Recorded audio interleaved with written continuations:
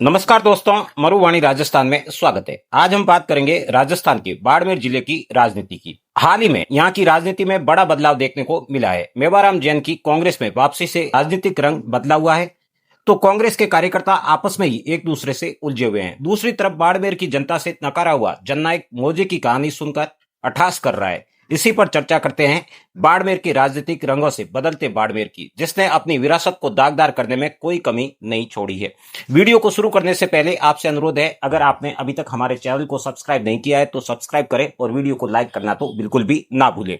सुदूर मरुस्थल का ये जिला अपनी विरासत से अपनी पहचान रखता है। जिले के लोगों ने हमेशा पानी की कमी को देखते हुए दुनिया भर को पानी सहेजने की पद्धति के अलावा भी बहुत कुछ दिया है। बाजरा के उत्पादन के लिए ये जिला विश्व में अपनी पहचान रखता है। आजादी के बाद जिले के लोगों में हमेशा से राजनीतिक समझ नाम मात्र की रही है। इसी का नतीजा था कि आजादी के बाद अधिकांश समय स्थानीय की बजाय बाहरी लोग बाड़मेर से लोकसभा में प्रतिनिधित्व करते रहे। बाहरी लोगों द्वारा प्रतिनिधित्व किए जाने का कारण जातिवाद के साथ और भी हो सकता है, जिसके कारण आज भी जिला अन्य जिलों से पिछड़ा हुआ है। इसे आप यूं भी समझ सकते हैं कि जब भी कोई किसी सरकारी कर्मचारी को धौंस दिखाता है तो उसे ये जरूर कहता है कि तुम्हें बाड़मेर भेज देंगे। ये कोई बाड़मेर है या फिर काले पानी की सजा। किंतु समय के साथ बाड़मेर के लोगों में राजनीतिक समझ की उत्पत्ति हुई तो बाड़मेर तेल की नगरी के रूप में विख्यात हुआ। आधुनिक खेती की चर्चा के चलते बाड़मेर में बाजरा अनुसंधान केंद्र लगाने की घोषणा भी हुई और जिसकी शुरुआत हुई और शिलान्यास भी हुआ।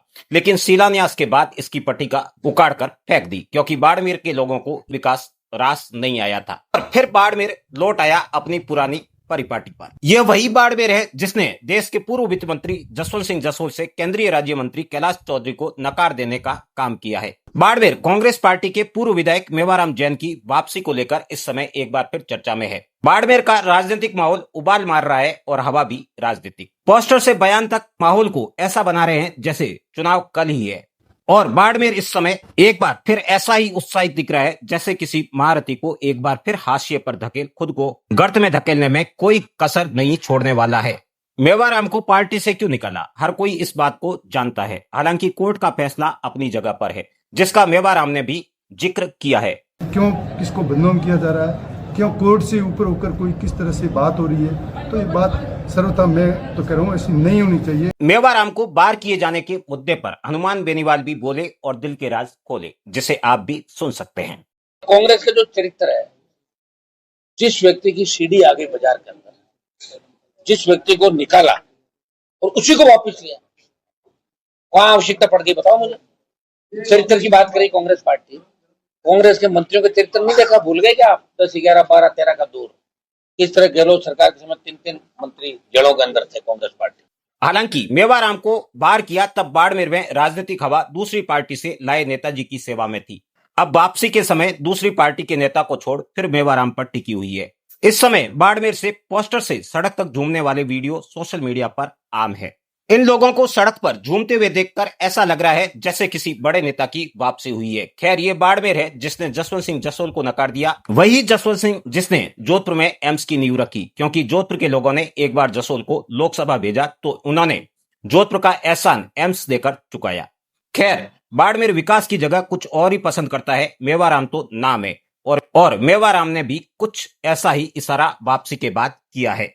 चरित्र की बात कर रहे हो, चरित्र में हमारे मेरे और भी नेताओं के नार्को टेस्ट करा दो, आप सबके करा दो, आपको हकीकत पता लगे। मेवाराम की बातों को सुनकर ऐसा लगता है कि मौजे का शौक तो यहाँ हर किसी को है। इनकी वापसी पर इतने ढोल पीटते हुए देखकर और सड़कों पर झूमते हुए देखकर ऐसा लगा कि किसी बड़े नेता की वापसी हो रही है, किंतु यह तो एक पूर्व राष्ट्रीय पार्टी की राष्ट्रीय नेत्री जैसे ही लगे। हर साल मिच्चामी दुक्कड़म बोलने वाली जाति से होने के बावजूद माफीनामा अटकते हुए पढ़ रहे हैं, जैसे कोई दूसरी कक्षा का बच्चा कोई लेख पढ़ रहा हो। क्षमा याचना की आज संवत्सरी के पावन पर्व पर मैं हाथ जोड़कर प्रदेशवासियों से क्षमा याचना करता हूं कि मेरे द्वारा जाने अनजाने में आपका मन दुखा हो, किसी को गल लगा हो या मेरे कारण किसी का उद्वेग हुआ। हालांकि बहन जी तो फराटेदार पढ़ लेती थी, किंतु ये तो ऐसे पढ़ रहे हैं जैसे दूसरी का बच्चा है। ये वीडियो पुराना है, किंतु नेताजी की हकीकत तो सामने है, जो ये बता रही है कि बाड़मेर की पसंद मेवाराम जैसे नेता क्यों है। पढ़ना और मौजे की बात दो अलग अलग विषय है, जो सबकी अपनी अपनी समझ पर आधारित है। वापसी के बाद नेताजी ने जनता को संबोधित करते हुए पोस्टर का जिक्र करते हुए बाड़मेर बालोतरा के बाद जोधपुर का भी नाम ले लिया। अब आपने सवेरे की घटना देखी, ये फोटो कैसे किस तरह से है, बाड़मेर में है, बालोतरा में है, बायतू में है, जोधपुर में, जयपुर में। लेकिन इस बात के लिए हम असहमति प्रकट करते हैं। नेताजी, आपने जोधपुर को यूं ही घसीट दिया। जोधपुर के लोग अलग है, उन्हें स्वच्छता पसंद है। कल जोधपुर की महिलाओं ने एक सोशल मीडिया इन्फ्लुएंसर का क्या हाल किया, उदाहरण सबके सामने है। जोधपुर के लोग बाड़मेर से अलग है, इन्हें कचरे से कोई मतलब नहीं है। सफाई अभियान में जोधपुर नंबर 1 है, तभी तो जोधपुर रेलवे स्टेशन को हमेशा देश में नंबर 1 रैंक प्राप्त होती है। बाड़मेर में एक बार फिर राजनीतिक परिदृश्य गर्त में जाने का कारण कांग्रेस के नेता है, जिनके एक से बढ़कर एक बयान सबके सामने है।